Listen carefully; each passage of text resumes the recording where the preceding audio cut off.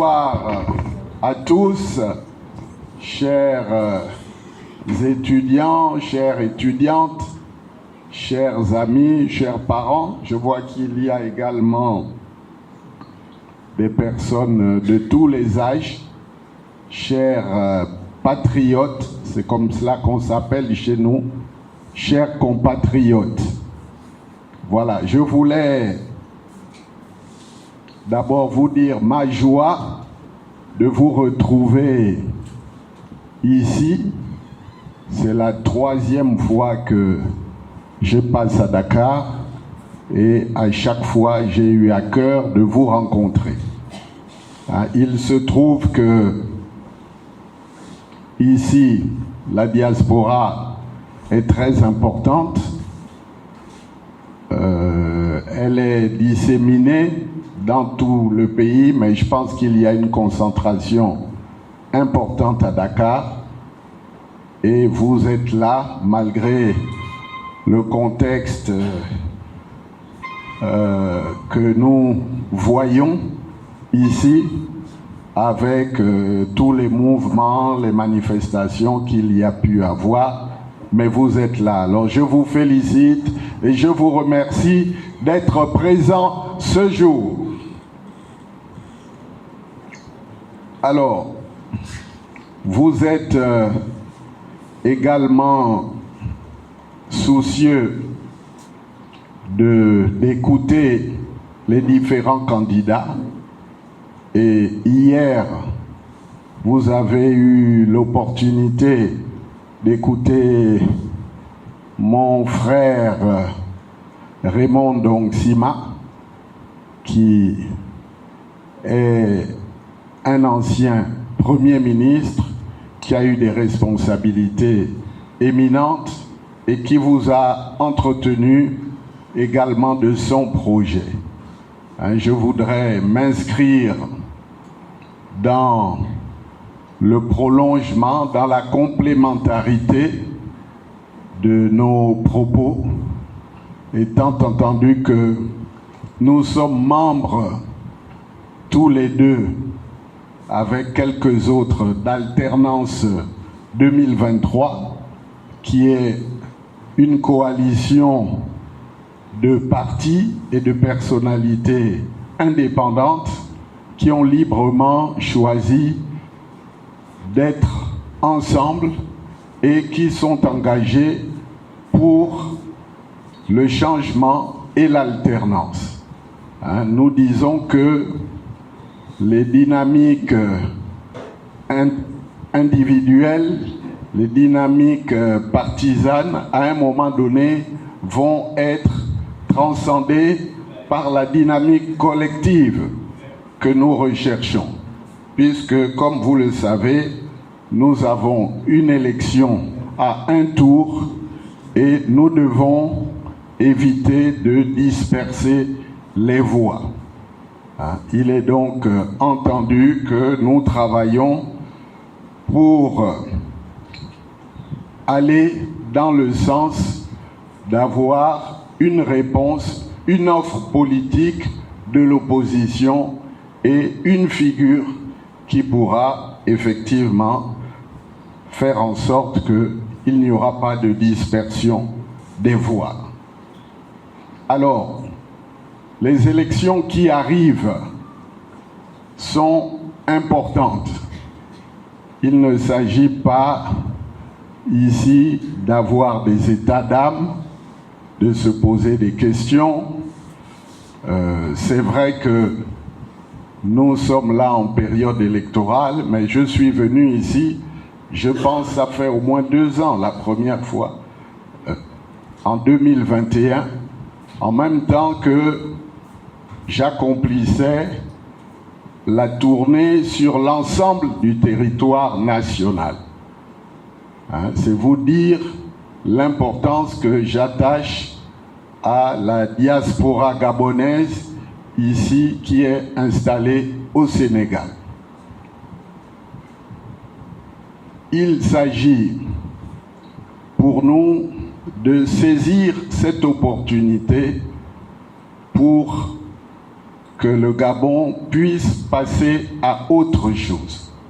Parce que le Gabon a besoin d'une respiration, le Gabon a besoin de changement, le Gabon a besoin d'opérer une rupture qui sera une transition pour faire en sorte que on puisse remettre les choses d'aplomb. Parce que nous ne pouvons pas continuer à voir notre pays sombrer. Et ce dont il est question, c'est d'abord de faire un bilan. Avant de se projeter sur l'avenir, il faut avoir le courage de voir les failles, les forces et les faiblesses. Il ne s'agit pas de noircir le tableau, mais il s'agit d'observer objectivement le déroulement des faits. Et lorsque on fait ce bilan, on se rend compte de ce que, au niveau politique, il y a une forme de dictature qui s'est instaurée depuis près de 14 années. Parce qu'on ne fait pas le bilan seulement de 7 ans, mais on fait le bilan de 14 années de pouvoir du système Bongo PDG. Mais c'est vrai que vous me direz à un moment donné, vous avez été comptable de ce bilan puisque vous avez participé à ce pouvoir partiellement.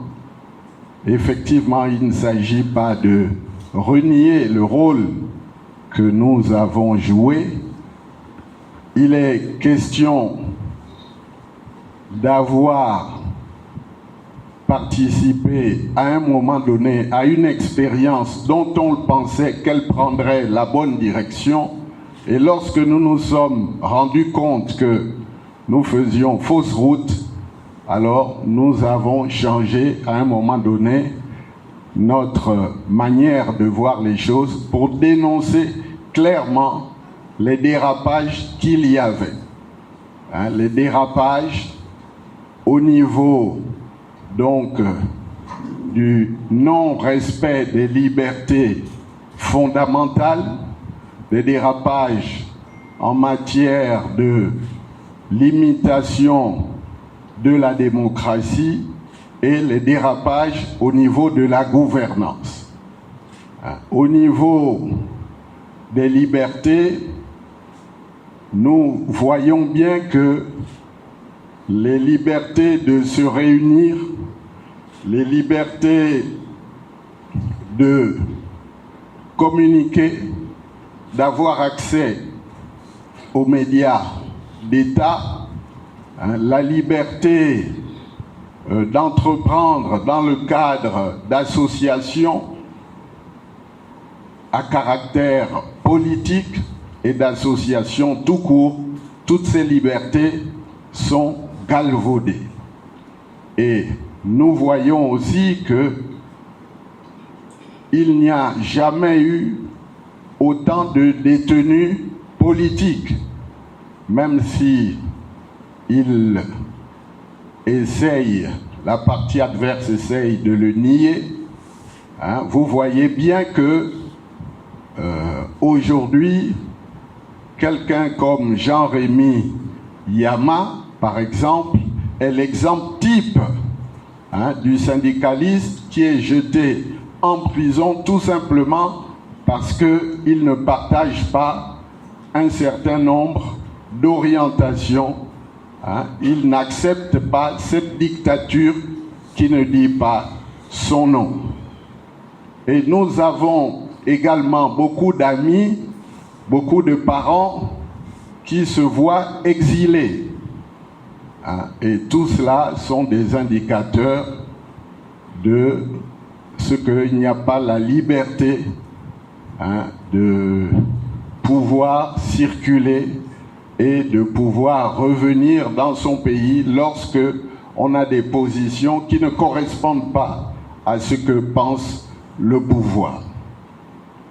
Donc, tout cela nous emmène à considérer qu'il n'y a pas grand-chose à espérer de ce régime. Nous voyons aussi que le régime s'arroge pour confisquer le pouvoir.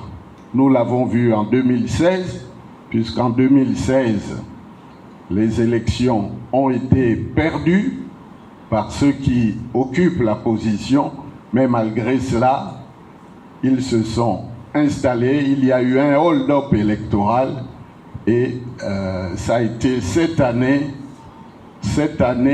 d'immobilisme, cette année de rétrogradation du Gabon, de déclassement du Gabon, sur tous les plans. Alors on pourra invoquer des circonstances particulières, notamment la maladie du chef de l'État, mais il n'est pas prévu que quand un chef d'État est frappé par une maladie, qu'il s'accroche désespérément au risque d'avoir des conséquences funestes pour le pays. Et c'est ce qui s'est produit pendant 5 ans, puisque lui-même a fait la confession que pendant 5 ans, il ne savait pas exactement où il était. Bon, vous avez tous entendu cette confidence qui est véritablement accablante. Et après, on pourra invoquer le Covid, on pourra invoquer ce qu'on veut. Toujours est-il qu'un pays n'est pas censé souffrir des manquements ou des difficultés, même conjoncturelles, que rencontre un dirigeant.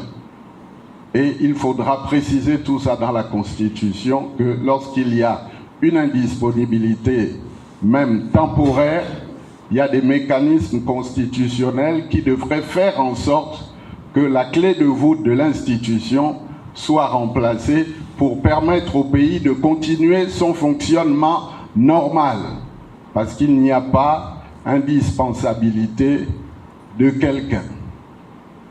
Alors, tous ces aspects de liberté avec la partialité de la justice, parce que le Conseil supérieur de la magistrature est géré par le président de la République. Nous verrons que là aussi, il va falloir mettre en œuvre des amendements. Alors donc, absence de démocratie, manque de liberté, non-respect de l'état de droit, et tout cela va se traduire aussi dans la mauvaise gouvernance, parce qu'un pays qui ne respecte pas un certain nombre de règles, dont les institutions ne jouent pas leur rôle, à un moment donné, ça se répercute sur la gouvernance.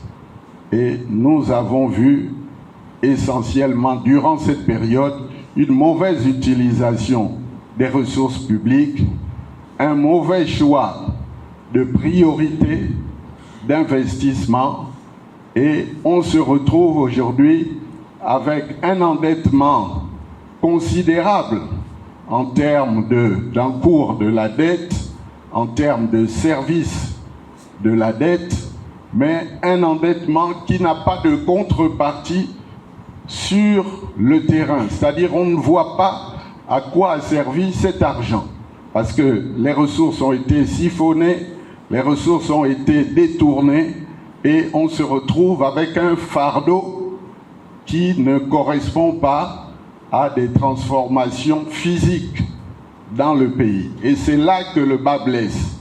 On peut s'endetter, certes, comme au niveau d'un ménage, Mais ce qui est important, c'est que cet endettement puisse servir les besoins de développement du pays. Par exemple, construction d'écoles, construction de dispensaires, construction d'hôpitaux et tout ce qu'on peut imaginer comme besoin pour le développement du pays.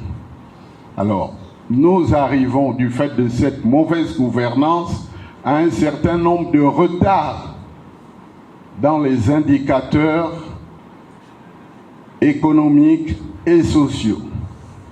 Des retards qui se traduisent par le fait qu'il n'y ait pas d'eau dans certains centres urbains et dans les zones rurales, absence de l'eau, alors que nous sommes un pays où 9 mois sur 12, nous avons pratiquement la pluie et il y a tous les cours d'eau, depuis les fleuves, les lagunes, la mer, et tout cela montre à l'évidence qu'il y a un manque de vision et un manque criard d'investissement pour les adductions d'eau, pour l'énergie. L'énergie pour les populations et l'énergie pour l'industrie. À partir de là, mauvaise gouvernance pour le logement et la pire des choses, c'est le retard au niveau de l'investissement public qui se situe à un niveau dérisoire, à moins de 300 milliards, moins de 10% pour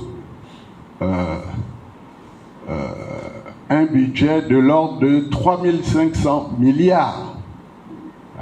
Alors, lorsque vous n'investissez plus pendant 14 ans, vous pouvez imaginer les conséquences. Une croissance faible, voire une croissance négative, et un environnement qui ne permet pas d'attirer les investisseurs privés. Parce que pour que les investisseurs viennent dans un pays, il faut remplir un certain nombre de conditions.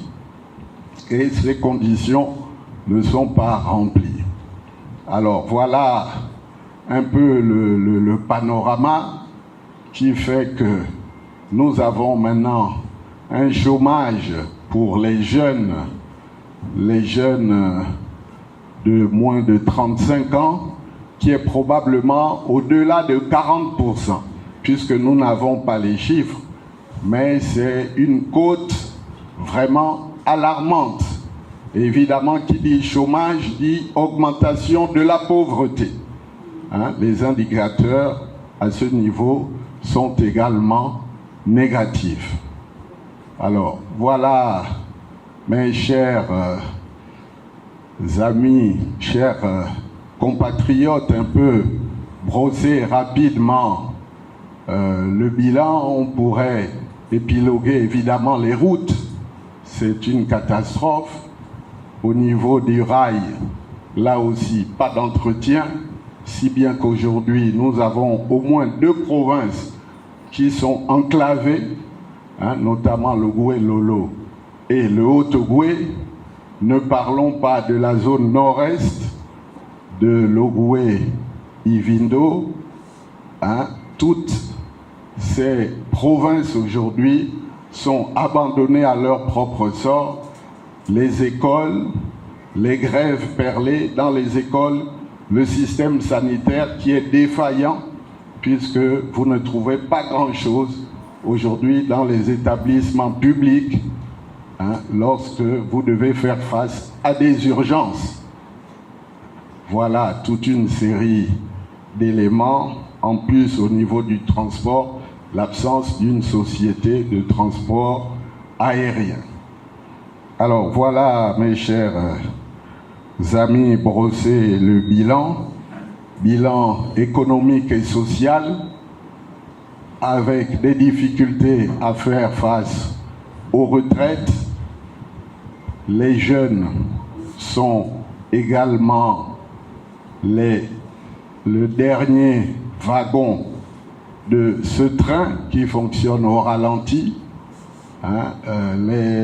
Les femmes qui sont des éléments très dynamiques aussi dans la société ont du mal à écouler leur production, et ce problème du conflit homme-faune qui fait que les plantations sont dévastées par les éléphants qui ne font pas l'objet d'un traitement adéquat.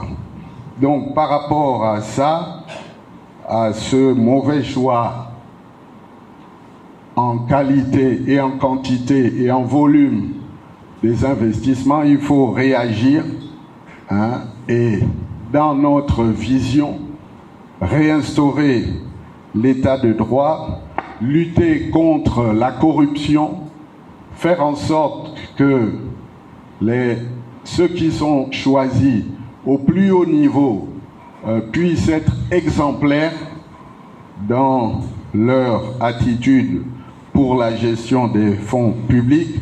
Ça suppose effectivement une séparation des relations incestueuses entre la politique et l'économie. Ou bien on est dans les affaires, ou bien on est dans la politique. Mais on ne peut pas faire sans cesse un mélange des genres. C'est l'un des principaux axes de la rupture. Il faut évidemment remettre la justice au niveau où elle aurait dû être, c'est-à-dire d'impartialité, et pour cela couper le cordon ombilical entre le président de la République et le président du Conseil supérieur de la magistrature, qui devrait être un magistrat désigné, suffisamment indépendant, suffisamment reconnu pour permettre que la justice retrouve son lustre. Alors, l'autre aspect, c'est la création de richesses.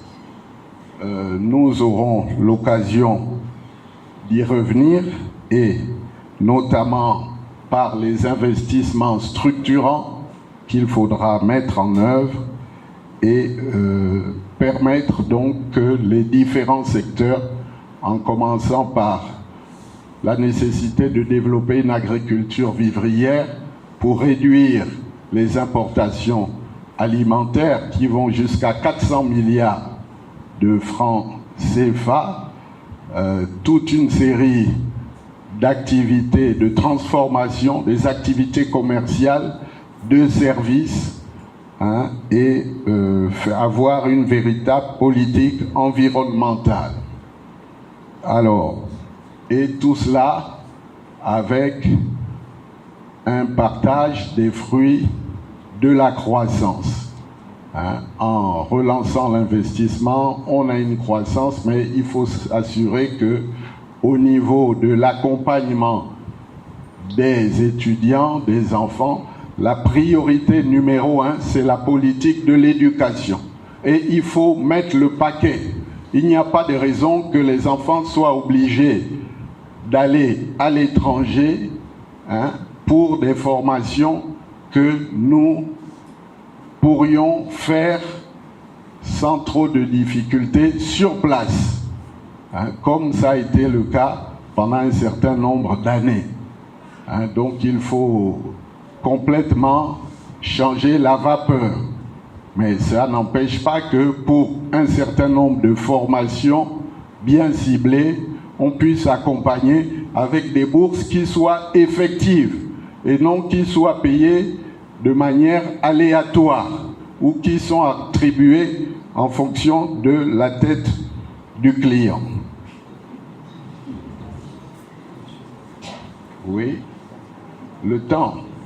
On me dit, mais il faut aller quand même dans un certain nombre de détails. Donc je vais abréger pour prendre en compte vos questions. La modernisation de l'administration, l'accélération de la décentralisation et le développement rural, et la politique environnementale.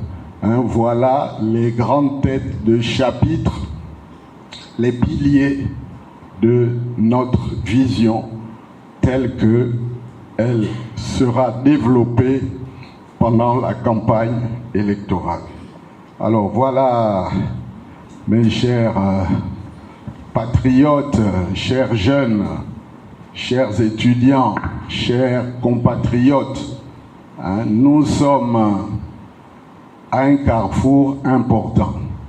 Ou bien nous gardons le statu quo et on ne sait pas dans 5 ans si ce pays pourra encore fonctionner à minima. C'est très improbable. De 5 ans d'absence de direction, d'absence de contrôle, d'absence de vision, un leadership faible, et des perditions qui vont continuer avec tous les risques que cela encourt. Ou bien nous nous ressaisissons et nous choisissons une autre voie d'une gouvernance vertueuse, d'un approfondissement de la démocratie, de la limitation des mandats à 2, comme cela se passe ici. Nous pensons que quelqu'un qui a fait 2 mandats, s'il a sérieusement travaillé, ça doit être visible. Il passe le témoin à une autre personne et on dédramatise le fait qu'un président de la République n'est pas obligé de rester à vie parce que personne n'est indispensable. Et si en 10 ans vous n'avez rien fait, ce n'est pas en 15 ou en 20 ans que vous allez faire le contraire. Donc voilà, il faut donc faire des choix qui soient ambitieux et réalistes pour le Gabon. Nous devons nous engager dans la voie du changement, dans la voie de l'alternance, pour préparer l'avenir des générations futures. Parce qu'il s'agit de vous. La priorité, ça doit être vous. C'est de vous qu'il est question dans le cadre de ces efforts que nous déployons dans des conditions pas toujours faciles pour pouvoir faire partager notre vision. Voilà, je vais m'arrêter là. Je vous remercie de votre attention et je reste à votre disposition pour approfondir les questions qui pourraient être posées. Merci. On applaudit le président, s'il vous plaît. C'est pour moi un honneur d'être ici présent, d'accueillir notre très cher président, M. Barreau Chambrier. Ma première question est axée sur la candidature unique, parce que nous le savions tous, les Gabonais se posent la question qui est de savoir à quand le candidat unique de l'opposition sera désigné. Nous sommes quasiment déjà le 1er août 2023. Le 26 août, cogne à la porte. Donc c'est pour nous très important et élémentaire et essentiel de savoir à quel moment le candidat consensuel sera désigné par alternance 2023. Ma deuxième question... J'ai le droit de poser. Ma deuxième question est axée sur le code électoral. Parce que nous le savons tous, la dernière modification du code électoral avait été contestée par les principaux leaders de l'opposition. En tête de liste, M. Ndongsima, ainsi que vous et tout autre opposant. Donc, quelles mesures prendriez-vous au sortir? Quelles mesures prendriez-vous afin de pouvoir contrecarrer cela? Parce que, nous on se pose la question, est-il nécessaire d'aller aux élections étant donné que la modification du code électoral est plus à l'avantage au pouvoir qu'à l'opposition? La troisième question...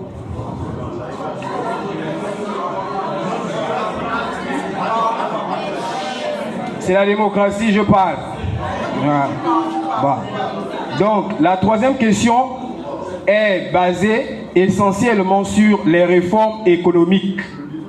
Nous le savions tous, vous êtes un homme politique très chevronné.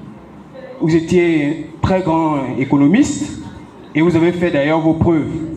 Donc, si vous êtes choisi, vous êtes élu président de la République, quelles sont les réformes économiques que vous adopteriez afin de diversifier l'économie gabonaise? Bonsoir à tous. Bonsoir, Président Barreau-Chambrier, chers compatriotes. Avant tout propos, je vais me présenter à vous. Je suis André Rotondo, comme vous, Gabonais, étudiant ici à Dakar depuis maintenant 4 ans et spécialisé en droit des affaires et sciences criminelles.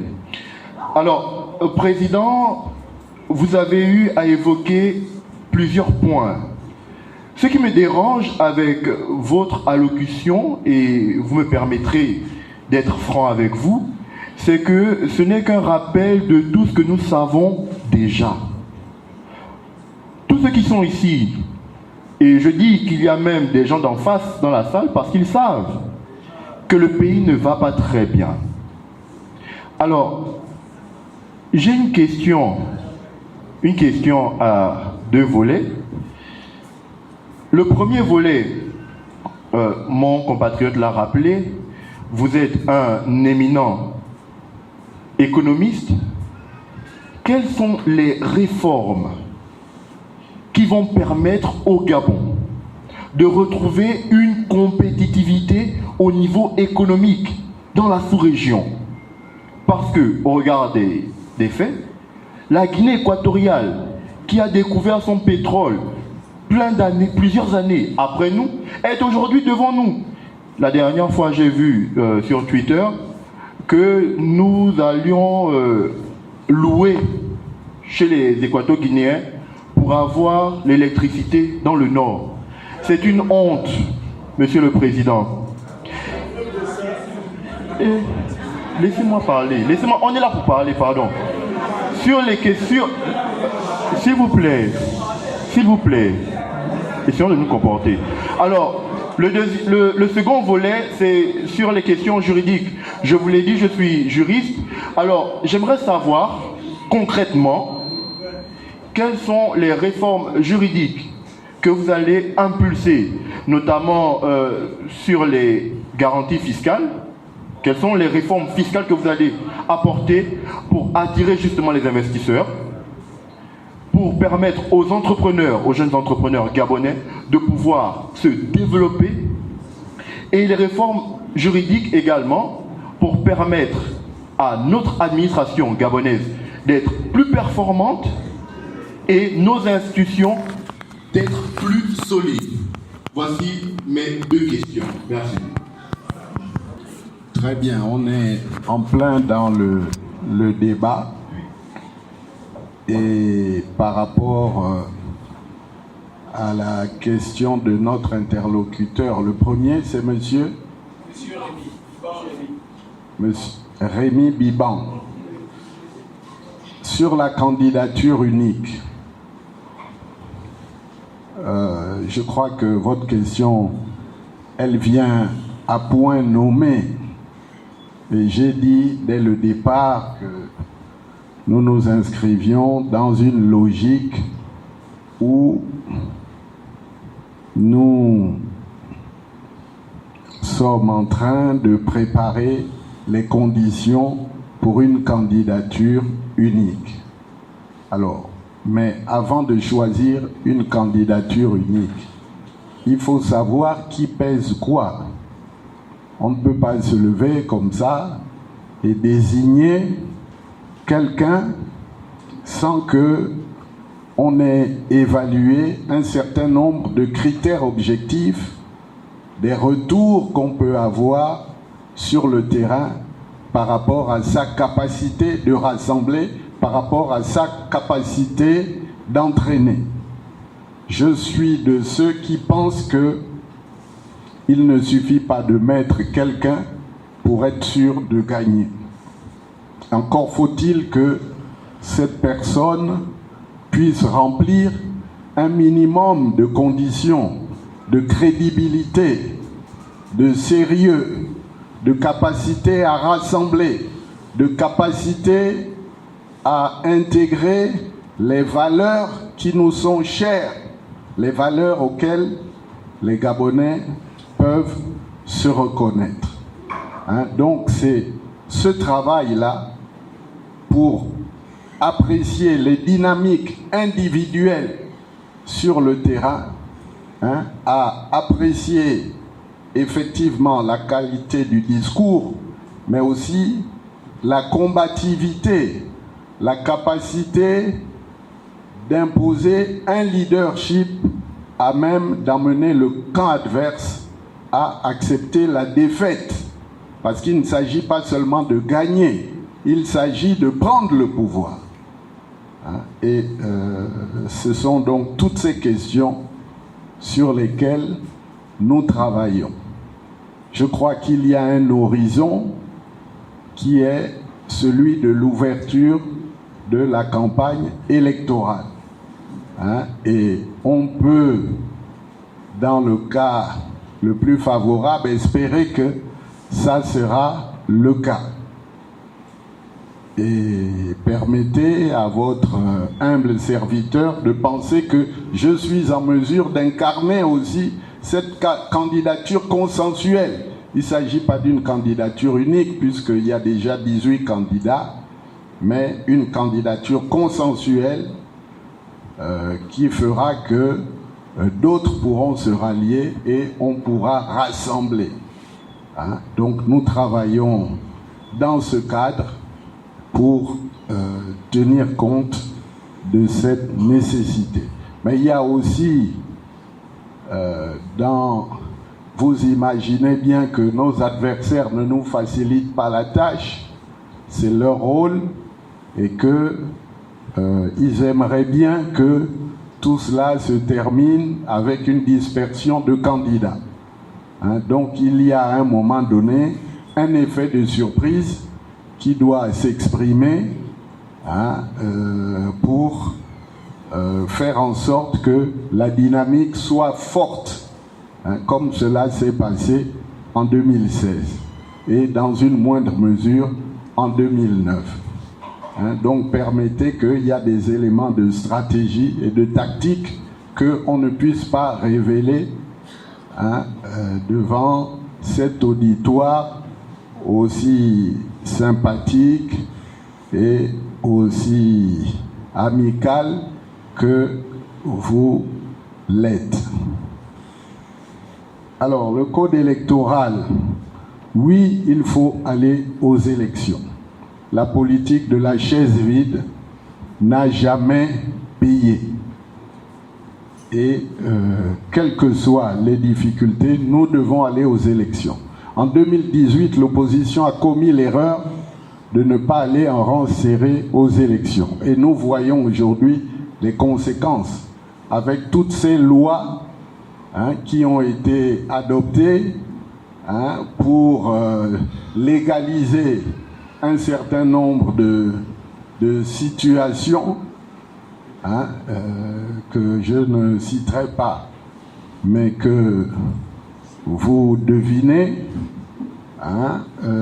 tous ces changements de la Constitution qui n'ont pour but que de faciliter le travail à celui qui déjà s'est imposé à la tête de l'État malgré la défaite, et nous pensons qu'il faut y aller, mais prendre les dispositions au niveau des bureaux de vote pour contrer ces manipulations. Bon, aujourd'hui, nous avons appris qu'il y a un bulletin de vote unique. Bon, ce n'est pas pour faire plaisir à l'opposition, c'est tout simplement parce que vous imaginez qu'imprimer 19 bulletins de vote, ce n'est pas une mince affaire. Si on aligne 19 bulletins de vote, je crois que cette table-là sera bien occupée. Et ce n'est pas simple si, après les élections législatives, il y en a 20, si les élections locales, les listes, il y en a 20, alors vous voyez le temps que tout cela va mettre pour voter. Donc ce n'est pas pour nous faire plaisir, c'est simplement parce qu'il y a une nécessité. Mais il y a également une nécessité. On nous a dit que chacun aurait le procès verbal. La difficulté, c'est au niveau du représentant de l'opposition dans le bureau de vote. Parce que vous savez qu'il y a des oppositions au pluriel. Et nous devons veiller à ce que, effectivement, nous soyons bien représentés dans les bureaux de vote. C'est dire que vous, les citoyens, là où vous allez voter, vous devrez exercer la plus grande attention. Et en général, les premiers qui arrivent dans les bureaux de vote sont également pris en compte pour pouvoir observer les élections. Donc tout cela sont des choses sur lesquelles il nous reste très peu de temps pour pouvoir être opérationnel. Mais quand il y a une volonté, quand il y a une détermination, alors c'est chaque citoyen qui devient le surveillant de l'élection, là où il est. Alors, les réformes économiques pour la diversification, les réformes, je vous l'ai dit, consistent à avoir un cadre budgétaire, un nouveau modèle de développement qui permette effectivement d'avoir une croissance plus forte, qui permette effectivement d'investir dans les domaines pour améliorer la productivité, parce que par rapport à la question de la compétitivité dans la sous-région, il faut pouvoir améliorer la productivité. C'est un élément important de la compétitivité à travers des formations, à travers une professionnalisation, à travers certains métiers qui seront pris en compte et qui permettront effectivement d'améliorer la compétitivité. Le problème de la diversification, ça passe d'abord par les moyens de permettre le transport des produits, qu'ils soient agricoles, qu'ils soient touristiques, qu'il s'agisse de services. Si vous n'avez pas de route, vous ne pouvez rien faire. Si vous n'avez pas la téléphonie mobile, si vous n'avez pas toutes ces nouvelles technologies de l'information, de l'eau, de l'électricité, vous pouvez difficilement attirer des investisseurs à l'intérieur du pays. C'est donc toutes ces réformes-là, et au niveau de l'attribution des marchés publics, de la gouvernance, où nous devons être absolument impartials. Donc il y a effectivement des réformes importantes, étant donné que il y a aussi au niveau de la fiscalité, on y reviendra, des aspects qu'on peut prendre en compte pour compenser l'effet salaire. Parce que nous sommes l'un des pays qui a les salaires les plus élevés dans la sous-région et il faut améliorer la productivité et voir un certain nombre d'incitations fiscales, qu'elles soient effectives pour compenser cela. Et on pourra créer des zones franches industrielles pour encourager l'industrialisation. Mais pas ce qu'on fait. On parle de coq, mais il y a beaucoup de faiblesses en termes prise en compte sociale de ceux qui travaillent et l'absence d'une évaluation des avantages fiscaux qui sont octroyés pour des périodes longues sans que celles-ci ne fassent l'objet d'une revue, et à un moment donné, l'État a besoin aussi de ressources budgétaires. Si vous exonérez tout, à un moment donné, ça se retourne contre vous.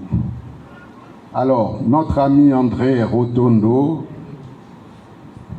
vous dites que vous savez tout ce que j'ai dit, tant mieux pour vous et pour les autres, et j'en suis heureux, mais ce n'est pas parce que nous ressassons les mêmes choses qu'il ne faut pas les dire. Il faut dire ce qui est. Le diagnostic doit être précis. On ne va pas inventer des choses pour faire plaisir aux uns et aux autres. La réalité, elle s'impose à nous, et c'est vrai que c'est des problèmes redondants et qu'il n'est pas juste de dire simplement qu'ils se sont déclarés en 2010, mais il faut régler ces problèmes.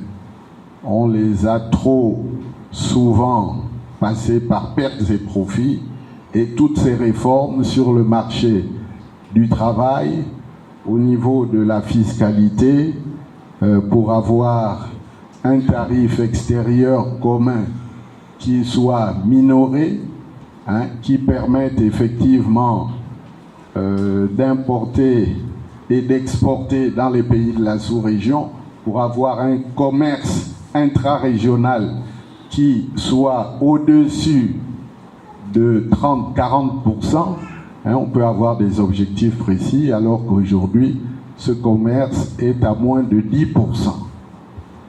Il y a donc une série de réformes sur l'impôt sur les revenus, sur l'impôt sur les sociétés, qui est encore à un niveau élevé quand on compare par rapport à l'Afrique de l'Ouest.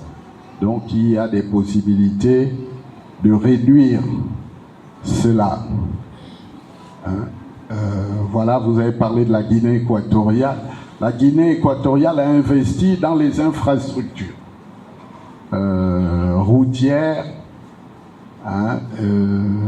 dans le logement, dans des aspects sociaux, dans des infrastructures, mais il faut également investir sur les hommes. C'est pour ça que nous devrons investir dans les infrastructures routières, les infrastructures structurantes au niveau de l'énergie, au niveau de l'eau. Ça, c'est nécessaire, mais il faut investir aussi dans l'homme. Il faut bien soigner les gens. Il faut bien les former. Il faut adapter la formation professionnelle aux besoins du marché du travail. Et il faut laisser les entreprises s'impliquer dans la formation professionnelle. Tout cela, ce sont des choses qui nécessitent un travail, des réformes soutenues. Des réformes soutenues. Vous avez parlé de l'électricité, mais je crois que personne ne va contester ce que vous avez dit, avec tout ce que nous avons comme possibilité de barrages hydroélectriques qui n'ont jamais été concrétisés. Je pense au barrage F2 et à d'autres barrages qui étaient prévus, à d'autres sources aussi au niveau du solaire, au niveau de peut-être d'une approche énergétique qui prenne en compte aussi un certain nombre de ressources minières que nous avons, puisque les autres utilisent le nucléaire. il faut regarder tout cela et avancer. Hein, sur les entrepreneurs gabonais, il faut reverser les Gabonais dans les secteurs et où ils doivent normalement être partie prenante. Je pense au secteur forestier, au secteur agricole, à l'attribution des marchés de l'État.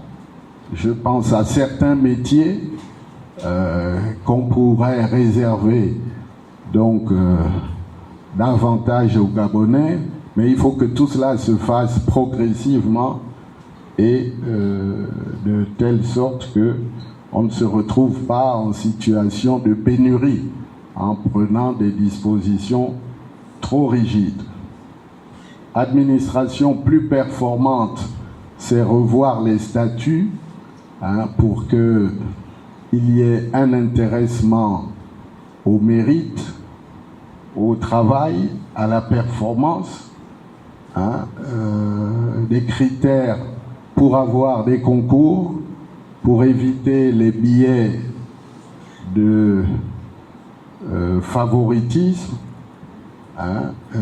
pour les gens qui entretiennent des clientèles ou pour des nominations en fonction de certains critères que nous réprouvons. Appartenance à certains sectes, à certaines obédiences, pour pouvoir prétendre à un poste budgétaire, par exemple. Bon, mais je ne vise personne, mais nous voyons tous un peu comment les choses se présentent. Les institutions, là aussi, il faut des institutions fortes et cela suppose des règles en matière de renouvellement des personnes dans ces institutions. Et qu'il y ait la redevabilité des comptes. Dans tout cela, il faut que quelqu'un puisse être jugé sur les résultats. On ne peut pas prétendre être pendant des années dans des positions sans qu'au départ, il y ait une appréciation et à la fin, un audit pour apprécier le travail qui a été fait. Parce qu'aujourd'hui,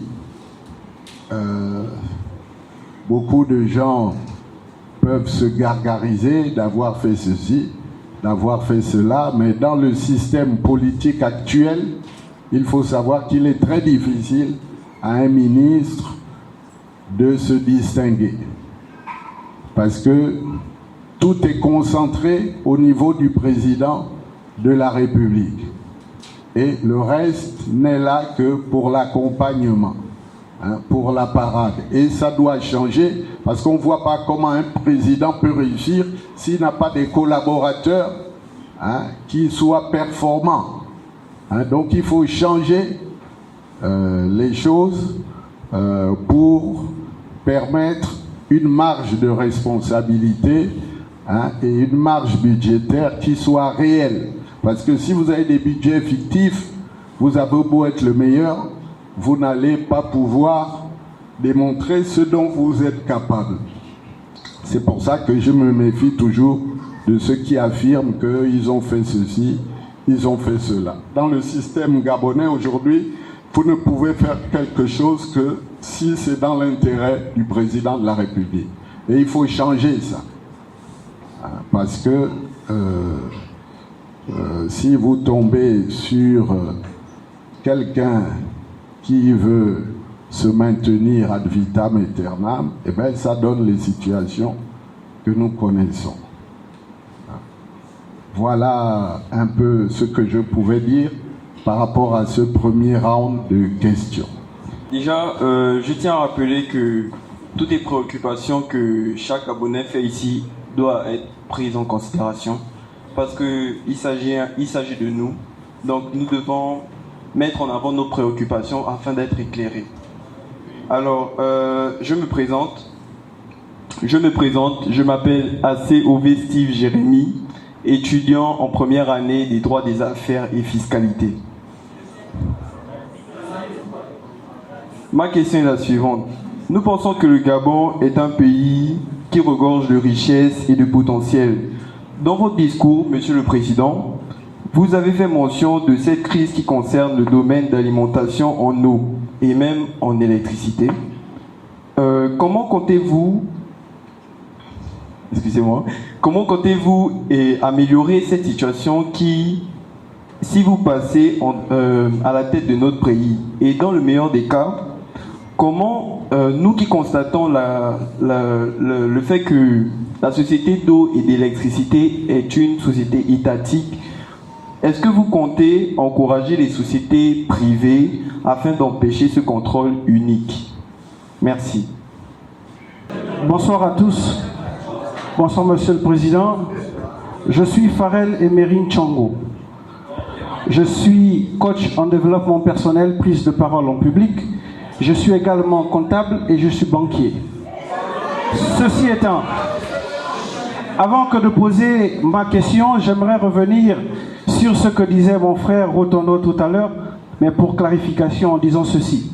La répétition étant pédagogique, c'est pourquoi on ne va pas se lasser de répéter ce que l'on sait. Et si toutefois vous avez souligné le fait que c'était de la répétition et que l'on le sait, c'est normal, c'est une répétition. Donc on sait. C'était juste pour répondre à cela. Maintenant, je vais poser ma question qui n'est peut-être pas une question mais une assertion parce que je suis moi-même passé par le contexte d'être étudiant et donc à qui mieux mieux. Alors, au regard de ce qui concerne les étudiants gabonais à l'étranger, précisément. Alors, nous ne bénéficions d'aucune accompagnement quelconque. C'est dire, si aujourd'hui, déjà je me félicite du fait que vous soyez candidat, parce que le 20, sinon le 19 décembre dernier, nous étions ensemble lors d'une rencontre du côté de la place du souvenir. Nous avons sollicité de ce que vous soyez candidat aujourd'hui. C'est pourquoi, de ce fait, je tiens d'abord à demander à tous et à chacun d'applaudir ce monsieur parce que il nous a fait l'honneur.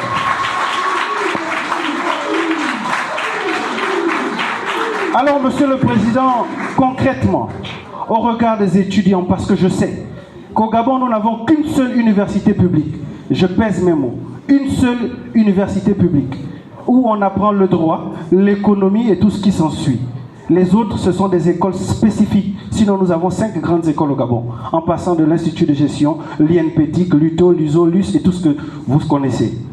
Concrètement, qu'est-ce que vous ferez à l'endroit des futurs, sinon des étudiants gabonais? Je vous remercie. Bonsoir à vous, chers messieurs. Alors, après une si longue attente, nous nous sommes dit que vous deviez directement vous adresser à nous. Mais malheureusement, on nous a énoncé que vous deviez tenir un discours à notre encontre. Maintenant, Monsieur le Président, est-ce que présentement, vous pouvez adresser un discours à notre endroit?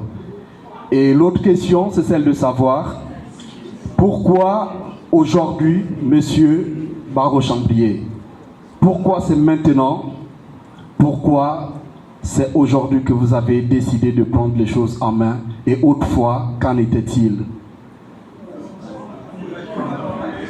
Merci, monsieur, pour votre question. Je tiens, s'il vous plaît, à préciser. Soyez très clair et concis lorsque vous posez vos questions, s'il vous plaît.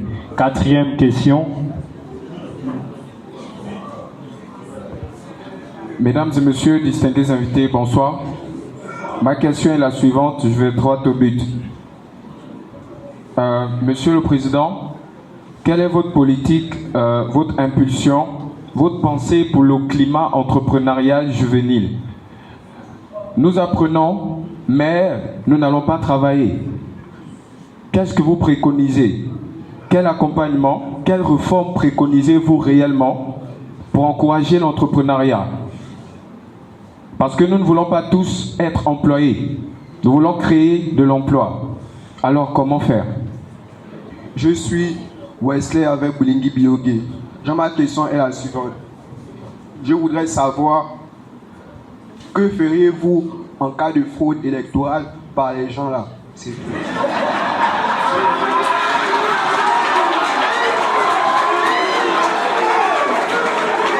Merci, merci.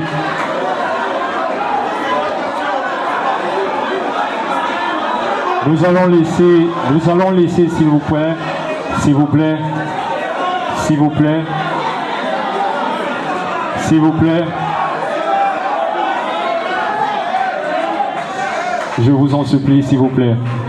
Nous allons laisser le soin au président ABC. Très bien, merci beaucoup. Et je vois toujours à Dakar des talents parmi les jeunes. Et la relève se prépare. Je voudrais vous dire que je suis candidat à l'élection présidentielle. Une élection présidentielle, ce n'est pas la désignation d'un ministre. Ce n'est pas la désignation d'un premier ministre. Et nous pouvons vous exposer les meilleurs programmes. Mais ce qui est important, c'est que celui qui sera désigné soit en capacité de s'entourer des meilleures personnes possibles pour développer ce programme. Alors ça, c'est pour répondre au discours. On peut faire des discours, effectivement. Pourquoi aujourd'hui? Eh bien, parce qu'aujourd'hui, nous devons faire un choix entre ceux qui vous parlent de transition, entre ceux qui essayent de vous embrouiller pour faire croire que l'opposition est divisée, pour faire croire que l'opposition est diverse, et ceux qui, comme nous, vous encouragent à aller voter. Il s'agit de se lever pour aller voter. Et il faut vous mobiliser pour cela, parce que c'est de votre avenir qu'il s'agit. Alors, pourquoi aujourd'hui? Mais parce que le moment est venu. Quand le moment est venu, eh bien, il faut y aller. Hier, vous ne pouvez pas dire que je ne suis pas venu, puisque je suis venu 2 fois à votre rencontre. Et je suis venu même lorsque je n'étais pas encore à l'idée d'être candidat. Et il faut que vous sachiez pour moi que être candidat à la présidence de la République, ce n'est pas une fin en soi, mais c'est un sacerdoce.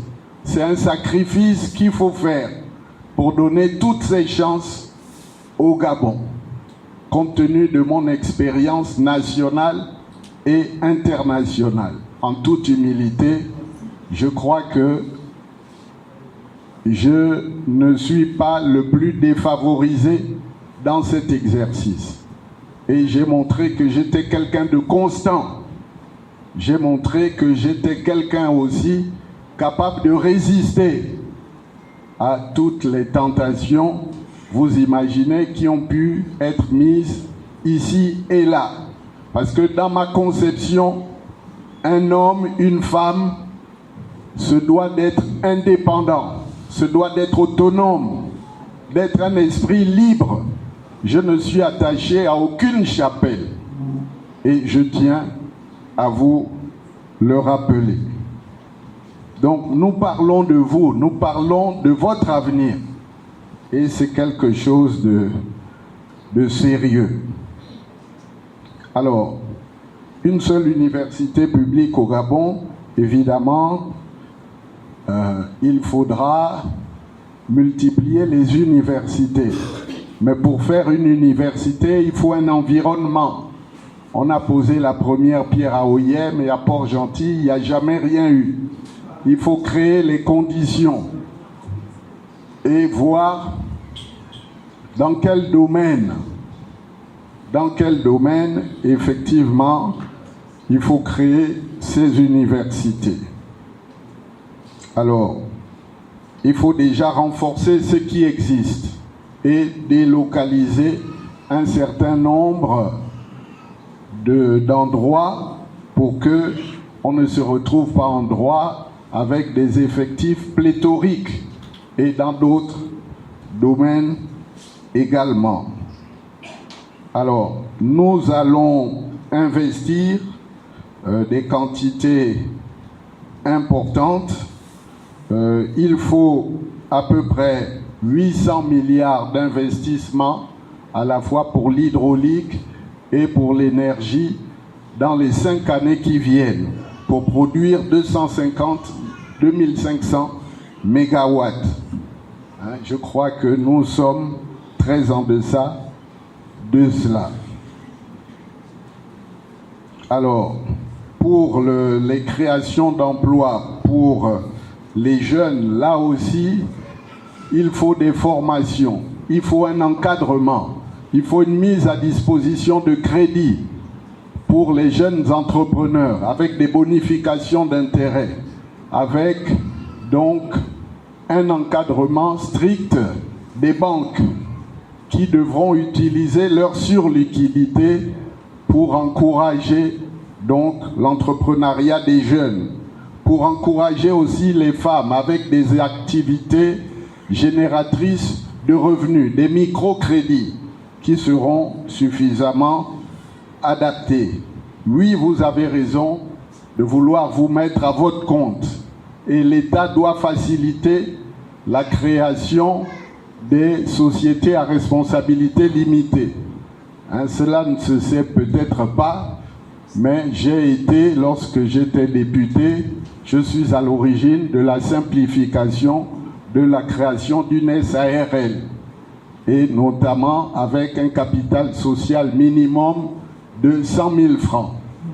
Ça fait partie des réformes que j'ai fait adopter lorsque j'étais député, même avec la casquette d'avant, parce que je n'ai pas changé. C'est eux qui ont changé, qui m'ont emmené à sortir. Exactement. C'est eux qui ont changé et qui ont trahi les idéaux de départ. N'en déplaise aux esprits chagrins, on ne peut pas prôner le dialogue et imposer des choses unilatéralement. On parle de tolérance, on est intolérant, même pour nous permettre de nous exprimer sur les différentes places. Et j'espère qu'il n'y a pas eu de pression pour nous emmener à changer de salle. Et je m'excuse du retard, mais qui est lié aussi au fait que nous ayons dû nous réadapter.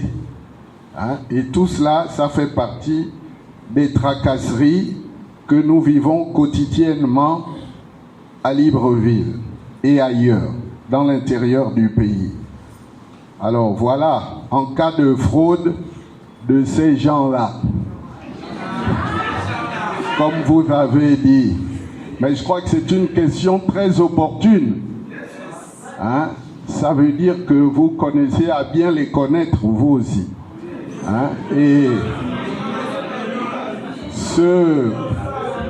Mais il faut... Le Gabon ne peut pas être en permanence dans la triche, dans la fraude. Il y a un moment donné où la fièvre vous rattrape. Vous pouvez essayer de casser le thermomètre, mais aujourd'hui, nous voyons une exaspération, un ras-le-bol par rapport même à 2016. C'est la raison pour laquelle il faut saisir cette occasion. Et nous devons tout mettre en œuvre pour les empêcher de frauder.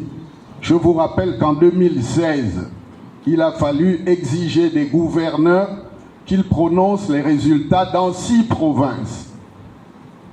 Le parti adverse n'a gagné que dans 3 provinces.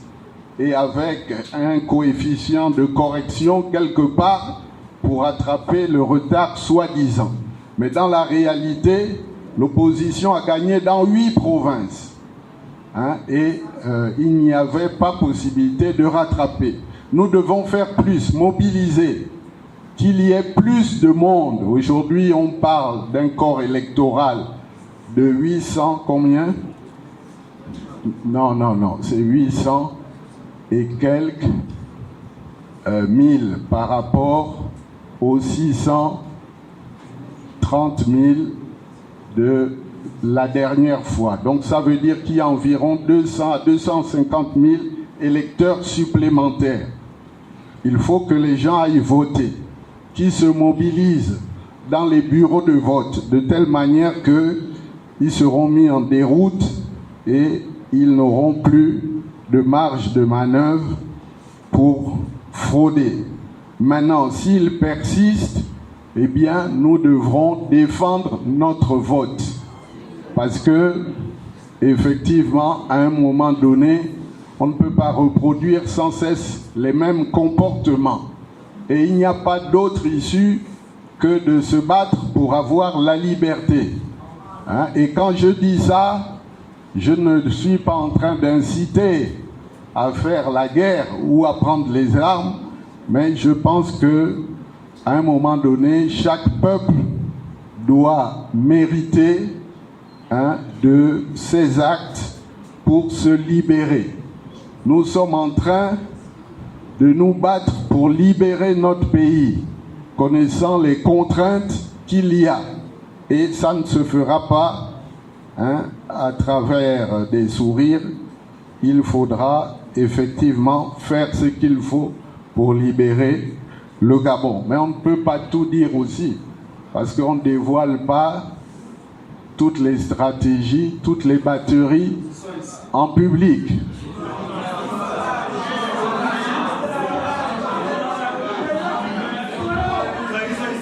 Comment? Non, s'il vous plaît, s'ils ont fait l'effort de venir, ils sont peut-être en phase de reconversion. Hein? Donc,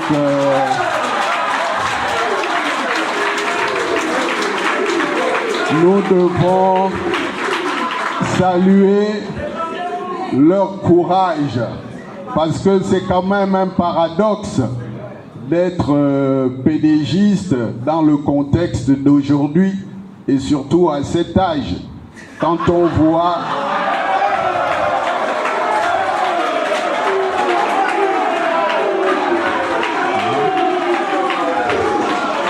alors un peu de courage. Peut-être que à la fin de mon intervention, ils pourront adhérer au RPM, par exemple. En tout cas, je salue nos frères qui sont venus. Nous-mêmes, nous avons été dans ce parti. Donc, on ne peut pas dire que c'est une tare. Ils peuvent peut-être avoir été orientés par des circonstances particulières, mais il est toujours temps de se repentir et de bifurquer et de considérer qu'on a fait une erreur. Mais je ne vois pas aujourd'hui qu'est-ce que ce parti-là pourra apporter en termes de débat d'idées, en termes de sérieux. Voilà. Alors, je crois que vous avez un travail de persuasion vis-à-vis de vos collègues et de vos frères. Et il faut les écouter. Il faut aussi écouter quels sont leurs arguments. Voilà. Mais je vous invite, parce que nous sommes des frères et des sœurs, et nous tendons la main à nos frères d'en face pour leur dire qu'il n'y a plus rien là-bas. Ce n'est pas la peine de continuer dans une voie qui constitue une impasse. Celui qui est à la tête a montré ses limites en 14 ans. Donc nous ne voyons pas qu'est-ce qu'en 5 ans, il va pouvoir faire de plus de ce qu'il nous a démontré pendant 14 ans. Voilà. Donc voilà, je crois que j'ai répondu à peu près. Merci une fois de plus, Monsieur le Président, pour ces différents éclaircissements.